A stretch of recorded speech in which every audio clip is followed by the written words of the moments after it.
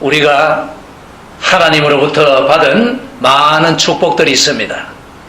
건강의 축복, 사는 축복, 여러 가지가 있지만은 그중에 여러분, 우리가 눈으로 이 세상을 볼 수 있다는 것이 얼마나 축복인지 아십니까? 그것을 우리가 잃어버린 경험이 없기 때문에 아마 얼마나 귀중한 축복인 줄 모르실 것입니다. 정말 앞을 보지 못하는 그런 분들을 생각해 보십시오. 얼마나 이 세상이 보고 싶겠습니까? 물론 태어날 때부터 눈이 먼 분들은 아예 빛을 보지 몰랐으니까 또 그렇다고 치고더라도 이 세상을 보던 사람들이 시력을 잃었을 경우에 그 얼마나 고통스럽고 아쉽겠어요.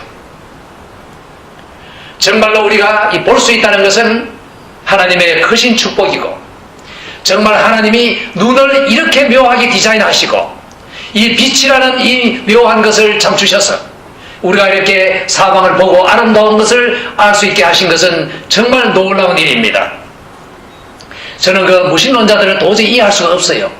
정말 좀 곤란한 사람들인 것 같아요. 이렇게 우리가 볼 수 있다는 것이 큰 축복인데 참 못 보는 사람들은 정말로 참 그 어려움이 많구나. 그런데 우리가 이 본다는 것을 그 물리적인 세계를 본다는 것에 제한하지 말고 정신적인 것도 볼 수 있어야 될 것이고 또 영적인 것도 볼 것은 보아야 하는 것입니다. 따라서 우리가 보아야 할 것들은 신체적으로 또 정신적으로 영적으로 많은 것이 있지만은 우리가 볼 수 있는 데는 매우 한계가 참 있는 것입니다. 이 성경에는 한 거지 소경이 예수님을 만나서 눈을 뜨게 되고 큰 변화를 갖게 된 사실을 기록하고 있습니다. 특별히 이 여리고성을 지나면서 한 거지에게 큰 변화가 일어난 것을 누가복음 18장에서 기록하고 있습니다. 제가 그냥 우선 말씀을 드리겠습니다. 예수님께서는 이제 자기가 죽으실 예루살렘 성을 향해서 가고 계셨습니다. 여리고를 지나서 예루살렘으로 가는 길이었습니다. 이 여리고에 가까이 오셔서 지나가시는데 그 길거리에 눈먼 거지가 동양을 하고 있었습니다. 이 사람은 그 분야에서 참 오랫동안 사람들에게 알려져 있는 거지였던 것 같습니다. 그런데 하루는 이제 앉아 있는데 여러 사람들 앞으로 지나가는 그런 소리가 들렸어요. 그래서 무슨 일이냐고 사람들에게 물으니까 나사렛 예수가 지나가신다 이렇게 말해 주었습니다. 그게 귀가 번쩍했습니다. 이것이 바로 내 일생의 일대 한 번 찬스구나. 정말 놓칠 수 없는 기회구나.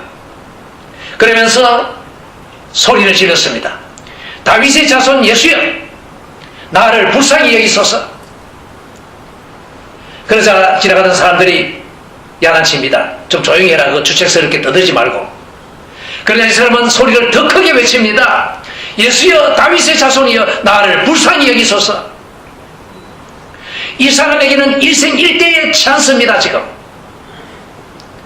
그래서 예수님에게 소리 지르니까 예수님이 들으셨어요. 그래, 저 사람을 나에게로 데려오라. 그래서 사람들이 이 거지 소경을 부축해서 데리고 예수님 앞으로 왔습니다. 예수님께서 물으셨습니다. 너에게 내가 무엇을 해주기를 원하느냐? 그 소경 거지가 말합니다. 주여, 보기를 원합니다. 예수께서 말합니다. 봐라. 내 믿음이 너를 구원했다. 그 순간 이 거지 소경의 눈이 밝아졌습니다. 보게 된 것입니다. 곧 보게 되어 하나님께 이 거지는 영광을 돌렸습니다. 먼저 하나님께 영광을 돌린 것입니다. 그리고 예수를 쫓았습니다. 이 거지가 눈을 떠서 하나님께 영광을 돌리고 예수를 쫓는 것을 본 사람들은 모두가 하나님께 영광을 돌리고 찬양을 드렸다. 이것이 결과입니다. 그러면 이것이 뭐가 그렇게 중요한 진리가 있는가? 저는 이 사실을 읽으면서 매우 중요한 것을 많이 볼 수 있었습니다. 그럼 먼저 몇 가지 우리 포인트별로 한번 생각해 봅시다. 이 거지 소경은 소원이 있었지요. 그것은 보는 것입니다. 그리고 이 거지 소경은 자기 일생 동안에 정말 유일할지도 모르는, 한 번뿐일지도 모르는 그 기회를 잡은 것입니다. 기회가 왔는데도 알아보지 못하고 그냥 흘러 놓쳐버리는 사람들이 얼마나 많습니까?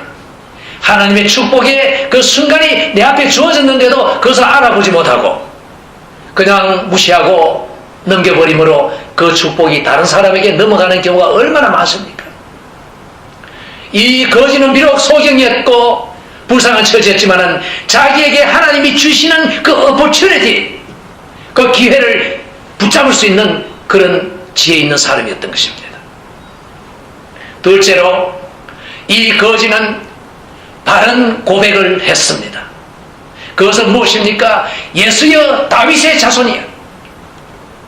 여러분, 아브라함의 자손과 다윗의 자손 예수 그리스도의 세계라. 무슨 말입니까? 하나님이 아브라함에게 특별히 약속하셨고 다윗에게 특별히 약속하신 그 사람이 왔다는 말입니다. 이것은 무엇이냐 하면은 구세주 메시아를 말하는 것입니다. 이 거지 소경은 메시아에 대한 신앙을 갖고 있었고 예수가 바로 메시아라는 자기 나름대로에 들어서 아는 그런 믿음을 갖고 있었던 것입니다. 그래서 예수를 바로 알아보고 다윗의 자손 예수여 하고 고백을 했던 것입니다. 다음으로 그는 바로 요청할 수가 있었습니다. Have mercy on me. 나를 불쌍히 여기소서. 이것입니다. 이것은 그냥 단순한 말이 아닙니다. 이것은 심각한 의미가 있는 말입니다. 내가 하나님 앞에 아무 받을 만한 조건도 없고 자격도 없지만은 하나님께서 나에게 은혜를 베푸십시오. 자비를 베푸십시오. 내가 한 것을 보지 마시고 나의 부족함을 눈 감아 주시고 나에게 좋은 것을 주십시오 하는 것이 바로 나를 불쌍히 보십시오 하는 말입니다. 여러분, 종교와 기독교가 어떻게 다른지 아십니까? 종교는 내가 종교적인 계율을 지켰고 내가 하라는 말을 했기 때문에 나는 하나님 앞에 의롭고 하나님은 나의 이 의로운 종교 생활과 행위를 인정해 주셔야 합니다 하는 것이 종교입니다. 다시 말하면 내가 무언가를 성취해서 하나님 앞에 절대자 앞에 의롭다고 나설 수 있는 것이 종교입니다. 그러나 기독교는 무엇입니까? 나는 아무것도 한 것이 없고 단지 하나님이 은혜로 주시는 좋은 것을 받는다 하는 마음인 것입니다. 전혀 다른 것입니다. 이 거지 소경은 비록 무식했고 아는 것도 없고 가진 것도 없고 능력도 없었지만은 그러나 자기 심령에 하나님을 향한 바른 진리를 갖고 있었던 사람입니다. 놀라운 것입니다. 다윗의 자손 예수여, 메시아 예수여, 그리스도 예수시여, 그 다음에 나에게 자비를 베푸십시오. 나는 그럴듯하게 잘났습니다 하고 내세우는 것이 아닙니다. 나는 받을 자격이 없는 것을 하나님이 은혜로 나에게 안 주셔도 되는 것을 주십시오. 이 바로 마음의 자세가 기독교인의 자세인 것입니다. 그 다음에 이제 흥미있는 것은 예수님의 질문입니다. 그래, 데리고 오너라. 왔어요. 너에게 뭐를 해주기를 원하냐? 그 말 하나마나 뻔한 거 아닙니까? 이 외치는 사람 말 들으면은 다시 물어볼 필요도 없는 말 아니에요? 이 소경이 원하는 것이 뭡니까? 예수로부터 그 보게 해주시는 그 치료를 받는 것. 세상 삼척 동자로 다 아는 사실인데 예수님은 왜 그것을 쓸데없이 물으셨을까요? 여러분, 예수님이 쓸데없이 물으실 것 같습니까? 거기에는 이유가 있죠. 진리가 있죠. 저는 여기에 굉장히 중요하게 초점을 두고 싶습니다. 왜 예수님이 너에게 내가 무엇을 해주기를 원하느냐? 네 입을 한번 말해봐라. 그렇게 도전하셨을까요? 예수님은 이미 마음속에 다 알고 계십니다. 이 사람이 무엇을 원하고 무엇이 가장 필요한 것인가를. 그리고 예수님은 이미 자기가 하실 것도 이미 다 알고 계십니다. 나는 이 사람을 고쳐줄 것이다. 이미 벌써 알고 계세요. 마음을 정하셨어요. 그런데 왜 그 거지 보고 네게 무엇을 해주기를 원하느냐 물으셨는가? 몰라서 물은 건 아닙니다. 너가 원하는 바를 내 입으로 한번 내게 말해봐라 이것입니다. 네가 원하는 바가 뭐냐? 세상에 수많은 소경들이 있지만은 예수님도 알아보지 못하고 눈만 멀뚱멀뚱 뜨고 고쳐주려면 주고 말라면 말고 기도는 한다고 하지만은 뭐 들어주려면 주고 말라면 말고 하긴 합니다만은 봐야 알겠습니다 하는 기도가 얼마나 많습니까? 우리 중에도. 내 입을 한번 말해봐라. 네가 무엇을 원하느냐? 진정으로 네가 무엇을 원하느냐? 그때 이 거지는 말했습니다. 주여 보기를 원합니다. 그래? 아마 예수님 속으로 그랬었을 거예요. 그래, 나도 너를 고쳐주기를 원한다. 그리고 너도 고침받기를 원하는구나. 우리가 마음이 같구나. 방향이 같구나. 그래, 너는 받을 준비가 됐다. 나의 뜻과 너의 뜻이 일치됐다. 그래서 뭡니까? 봐라. 그 명령 한마디에 그 사람은 눈을 받게 된 것입니다. 내 믿음이 너를 구원했다. 너의 믿음이 내가 주는 것을 받게 되었다. 여러분, 여기에 기도의 비밀이 있습니다. 하나님은 우리가 무엇을 필요로 하는지 원하는지 다 아십니다. 이미 아십니다. 우리에게 무엇이 있어야 할지 아십니다. 그러면 그냥 주시면 되는데 왜 귀찮게 기도하라고 하십니까? 뭐 번거롭게 그러지 말고 그냥 필요한 대로 주면 되지 않습니까? 그 간단한데 왜 하나님은 우리 보고 기도하라고 하셨을까요? 그리고 기도를 하면은 그 기도의 응답으로 주시기로 하셨을까요? 왜 그렇게 귀찮게 참 복잡하게 합니까? 거기에는 이유가 있죠. 왜? 우리의 뜻과 하나님의 뜻이 일치되기를 원하시고 우리의 마음과 하나님의 마음이 맞아서 일치되기를 원하시는 것이지 그냥 좋은 것을 막 주는 그것을 원하시는 것이 아닙니다. 하나님은 지금 이 시간에도 여러분의 생각이 우리 예수님의 생각과 같이 가기를 원하고 계신 것입니다. 우리 교우들 간에 서로 마음이 일치돼서 한 방향으로 가기를 원하고 계시는 것입니다. 그래서 기도하라고 하시는 것이에요. 어떤 것은 기도 안 해도 하나님이 일방적으로 하십니다. 그러나 많은 경우에 하나님은 우리 보고 기도하라고 하시고 너의 기도에 따라서 내가 응답하겠다고 하시는 것입니다. 왜? 우리의 마음이 하나님의 마음과 같이 갈 수 있도록 우리의 생각이 우리의 바라는 바가 하나님과 같이 가도록 그렇게 우리를 키우고 계시는 것입니다. 따라서 마음이 안 맞으면은 안 주시는 것입니다. 그것도 우리를 위해서입니다.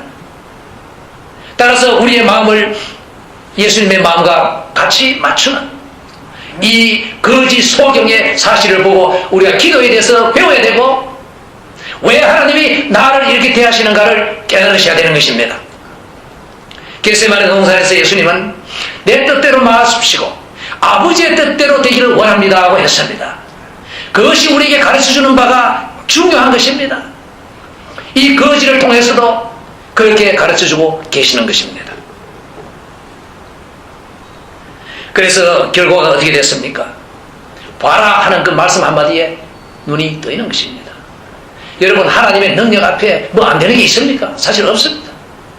말씀 한마디로 무에서 유를 창조하신 하나님 앞에 뭐가 불가능합니까? 눈 뜨라 하면 뜨는 거지. 그래서 어떻게 됐느냐? 하나님께 영광을 돌렸다. 많은 사람들이 하나님의 은혜를 받고도 하나님께 영광을 못 돌립니다. 그저 자기 혼자 그저 꾹꾹 누리고 오히려 영광을 가리고 타락하는 수도 있어요. 이 거짓 소경, 다른 복음서에 보면 바디메오라고 이름이 나옵니다만 이 사람은 하나님께 영광을 돌렸습니다. 그리고 예수님을 따랐습니다. 그리고 그를 본 사람들이 하나님께 영광을 드렸습니다. 우리가 이렇게 돼야 되지 않겠습니까? 그러면 이제 또한 그 매우 중요한 그 사실, 제가 발견한 매우 중요한 흥미있는 일입니다. 그것은 바로 이 말씀 전에 무슨 말씀이 있느냐 하면은 34절에 제자들이 이것을 하나도 깨닫지 못하였으니 그 말씀이 감추었으므로 저희가 그 이르신 바를 알지 못하였더라. 무엇이 제자들에게 감추어져 있기 때문에 제자들이 눈을 뜨지 못하고 알지 못했다고 이렇게 말하는 흥미있는 연결이 있는 것입니다. 그러면은 그 전에 무슨 말씀이 있었을까요? 그것은 예수님께서 자기의 죽음과 부활에 대해서 말씀하셨고, 이것이 제자들의 눈에 감추어져 있었기 때문에 제자들의 눈을 아직까지 못 떴기 때문에 보지 못했고, 그 눈을 뜨지 못했기 때문에 보지 못했다는 말씀에 이어서 거짓 소경이 눈뜬 사실을 이렇게 기록했습니다. 여러분, 이것이 우연이라고 생각하십니까? 저는 그렇게 안 봅니다. 그래서 하나님이 일부러 벌써 그 성경 말씀을 이렇게 배열하셨다고 믿습니다. 그럼 우리가 이 교훈을 받아야 됩니다. 여러분, 그 성경은 하나님의 말씀입니다. 근데 많은 소위 신학자들이나 성서학자들이 이 살아계신 하나님에 대한 그 생각이나 믿음 없이 성경을 논하는 것을 보면은 정말 딱하기 한이 없어요. 실제로 그런 사람들이 하기는 대단하고 간파는 대단하지만은 그 하는 말은 형편없습니다. 하나님을 생각 안 하고 성경을 디스커스 하면은 그 하는 말 하나에서부터 10까지 다 틀린 말입니다. 살아계신 하나님이 주신 말씀을 우리는 성경이라고 받아들이는 것이에요. 거기에는 계시가 있습니다. 그것은 하나님이 주신 말씀의 그 내용을 말하는 것입니다. 영감이라는 개념이 있습니다. 그것은 하나님이 사람의 손으로 통해서 쓰실 때 어떻게 그 사람을 사용하셨는가를 다루는 개념입니다. 그것이 영감입니다. 그 다음에 이제 하나님이 사람들을 통해서 그 기록된 것을 보존하셨습니다. 역사적으로. 그리고 그 다음에 하나님께서 사람들을 통해서 집성하도록 하셨습니다. 그래서 신구약 66권이 우리에게 주어진 것입니다. 이것도 다 하나님의 손길 아래서 된 것입니다. 그 다음에 오늘날 우리가 이제 성경 말씀을 볼 때 그냥 보면은 자연인의 눈으로 보면 다 그렇고 그렇지요. 그런데 성령이 우리를 인도하셔서 믿음 있는 사람에게는 성경 말씀을 깨닫도록 밝혀주십니다. 그것을 조명의 사역이라고 말합니다. 따라서 이러한 모든 과정을 통해서 하나님은 지금도 우리와 말씀하고 계시는 것을 아시기 바랍니다. 살아계신 하나님, 인격적인 하나님을 모르거든 성경에 대해서 말하지 마세요. 그건 해봐야 10마디 다 틀린 말입니다. 그러면은 하나님이 이렇게 누가복음 18장을 배열하셨을 때 거기는 분명히 하나님께서 우리에게 무언가 앞뒤를 통해서 교훈을 주고 계시는 것입니다. 그래서 제가 18장 전체를 한번 살펴봤습니다. 먼저 이제 그 불의한 재판관에게 악착같이 달려가서 호소하는 과부의 그 예를 드시면서 우리가 낙심하지 말고 항상 기도하라고 말씀하셨습니다. 우리 교훈을 받아야 합니다. 그 다음에 세리와 바리새인의 기도를 대조시키면서 우리에게 바른 마음의 자세를 가르쳐 주셨습니다. 이 바리새인은 성전에 가서 하나님, 나는 이렇게 훌륭합니다. 내가 이렇고 나는 저 세리 같은 저런 형편없는 인간이 아닙니다. 나는 참으로 훌륭합니다. 감사합니다. 그러자 세리는 뭡니까? 하늘을 우러러 보지도 못하고 가슴을 치면서 하나님, 저에게 자비를 베푸십시오. 불쌍히 봐주십시오. 그러면서 누구의 기도가 응답됐는지 아느냐? 이 세리의 기도가 응답이 됐고 저 바리새인과 그만한 저 사람의 기도는 거절됐다. 이렇게 가르쳐 주셨어요. 그러면서 그 다음에는 이제 어린아이 같이 순진하라고 말씀하셨습니다. 사실 오늘 우리가 너무 머리가 좋아요. 너무 아는 게 많아요. 너무 복잡해요. 이제 우리는 하나님 앞에 어린아이로 돌아갈 필요가 있습니다. 좀 순진하고 전적으로 하나님을 어리석을 정도로 신뢰할 수 있는 그러한 순수함이 우리에게 필요합니다. 이어서 부자 청년의 말씀을 하셨습니다. 어느 부자 청년, 사회 지위가 높고 권세가 좋은 사람이 청년이 예수님께 찾아와서 선한 선생이여, 내가 무엇을 하여야 천국을 받습니까? 그러자 예수님 말씀하셨지요. 왜 나를 선하다 하느냐? 선한 이는 오직 하나님 한 분이신데. 그래서 저는 여기에 굉장히 그 깊은 의미가 있다고 생각합니다. 다시 말하면 그래, 맞다. 하나님 한 분이 선한데 내가 선하다. 네가 나를 알고나 그렇게 말하느냐? 나는 하나님의 아들, 바로 신성의 하나님의 아들이다. 네가 도대체 알기나 하고 그 말하느냐? 그 말인 것 같아요, 제가 해석할 때. 그러면서 그러면은 네가 아는 대로 내가 대답해 줄게. 자, 율법을 다 지켜라. 그러자 이 청년이, 저는 어릴 때부터 다 지켰습니다. 다 지키면 뭘 다 지켜요? 자기가 못 지킨다는 것도 아직 모르는 부족한 청년입니다. 그렇죠?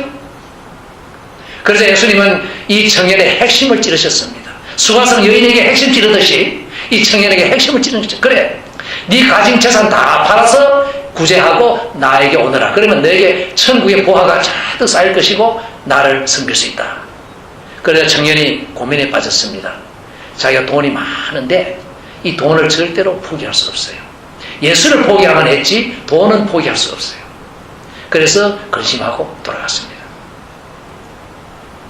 그러면서 예수님께서 말씀하십니다. 부자가 천국에 들어가기가 매우 어렵다. 낙타가 바늘게 들어가는 것이 오히려 쉽다. 그러자 제자들 말도, 그러면 누가 구원받을 수 있습니까? 구원은 사람의 생각으로 그렇게 받는 게 아니다. 하나님의 뜻은 다 가능하다. 그러자 이제 이 베드로 또 성미 급하지요. 항상 그 말이 먼저 말해놓고 보는 아마 그런 스타일의 그 베드로가 불쑥 말합니다.